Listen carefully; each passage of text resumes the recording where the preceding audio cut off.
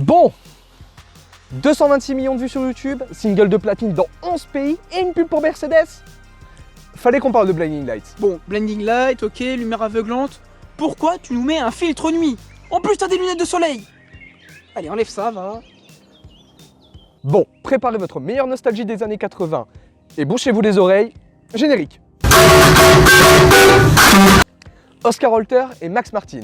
Can't Feel My Face, God is a Woman, Oops I Did It Again ou encore Bon Appétit. Marche toi aussi. California Girls et j'en passe, ces deux hommes sont à l'origine d'une quantité astronomique de tubes pop, autant sur l'écriture que sur la composition. Pour Blinding Light, ces derniers se sont largement inspirés des années 80, autant sur la mélodie que sur les instruments utilisés, ou encore la rythmique qui rappelle largement Take On Me de A.A.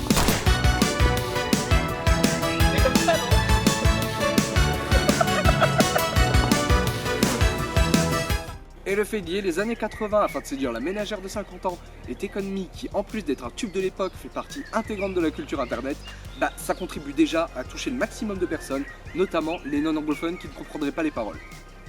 Vous avez 6 de moyenne au collège. Bon, les paroles, c'est clair qu'en France on s'en tape un peu, hein. Mais ici Abel nous parle clairement d'une histoire d'amour où il se sent perdu et aveuglé par les lumières de Las Vegas quand sa conjointe n'est pas là. Et gna gna gna, et gna gna gna. Une histoire d'amour quoi. Enfin bref, de quoi faire pleurer Emma, 13 ans, qui pleure quand son mec ne l'insulte pas pour qu'elle n'aille pas manger au kebab avec Laura et Sarah, ses meilleures copines. Parce que voilà, mon mec c'est trop un voyou. Ou encore Corinne, 50 ans, femme au foyer. Bon, maintenant on connaît les paroles et la musique, mais c'est clairement pas le plus important de ce morceau. Le plus important, c'est son contexte. Le morceau est sorti en janvier 2020 sur les plateformes de streaming, mais il est apparu un peu plus tôt, fin 2019, dans la pub du nouvel EQC de chez Mercedes, retraçant l'histoire de l'électrique, de l'ancien au nouveau, un peu comme The Weeknd le fait avec son morceau, liant les années 80 à la nouveauté, notamment aujourd'hui. Ce qu'on peut noter également, c'est que Abel joue dans la pub, ce qui permet de le remettre un petit peu sur le devant de la scène. Malgré le fait que Blinding Lights soit le deuxième single sorti de l'album After Hours, c'est celui qui a permis de rendre sa notoriété à The Weeknd, plus ou moins disparu depuis Starboy sorti en 2016 et Ma Dear Melancholy en 2018, un EP passé quasiment inaperçu. Voilà, mais moi je savais pas il existait.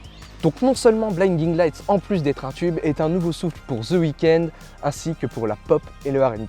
Merci d'avoir suivi cette vidéo. Comme vous avez pu le voir, on a commencé à tourner, il faisait jour, on finit, il fait nuit. J'aurais pu laisser mon filtre. Oui bah ça va, excuse-nous l'enfant de la lune hein. Si vous avez d'autres tubes à me proposer, mettez-le en commentaire. Sur ce, au prochain Mon Tuyau.